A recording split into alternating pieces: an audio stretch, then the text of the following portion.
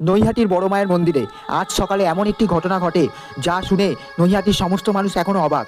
ভোরে এক ভক্ত নাম সুশান্ত বহুদিনের মনস্কামনা পূরণের আশায় মন্দিরে এসেছিলেন। তার ছোট মেয়ে অসুস্থ ছিল বহুদিন ধরে, অনেকদিন চিকিৎসা করিয়েও কোনো উপকার হচ্ছিল না। মন্দিরে ঢোকার আগেই তিনি মন থেকে প্রার্থনা করলেন, মা, যদি সত্যিই তুমি আমার প্রার্থনা শোনো তবে আমার মেয়েকে জীবিত করে দাও। দ্বীপ জেলে বড় মার প্রতিমার সামনে প্রণাম করার সঙ্গে সঙ্গেই মন্দির জুড়ে এক মৃদু ঝোড়ো হাওয়া বয়ে যায়। আচমকাই ঘন্টা বেজে ওঠে, অথচ কেউ ছোঁয়নি। সুশান্ত কিছুটা হতবাক হয়ে তাকিয়ে দেখলেন প্রতিমার চোখ থেকে এক ফোঁটা জলের বিন্দু ঝরে পড়ছে। ঘন্টাখানেক পর বাড়ি থেকে ফোন আসে, তার মেয়ের জ্বর হঠাৎ কমে গেছে। ডাক্তারও অবাক হয়ে বলেন, এ যেন এক অলৌকিক আরোগ্য। লোকেরা বলে বড় মা যখন কারো মনোবাসনা পূরণ করেন তখন তার মূর্তি থেকে বর্ষিত হয় অশ্রু। আর সেই আশ্চর্যটি নৈহাটির মাঠে আবারও প্রত্যক্ষ হলো। নৈহাটির বড় মায়ের প্রতিদিনের অলৌকিক ঘটনা সাক্ষী হতে চাইলে চ্যানেলটিকে অবশ্যই সাবস্ক্রাইব করুন। যে আপনার সাথেও যদি এরকম কোনো অলৌকিক ঘটনা ঘটে থাকে কমেন্টে অবশ্যই জানাবেন। মন থেকে বড় মার নাম স্মরণ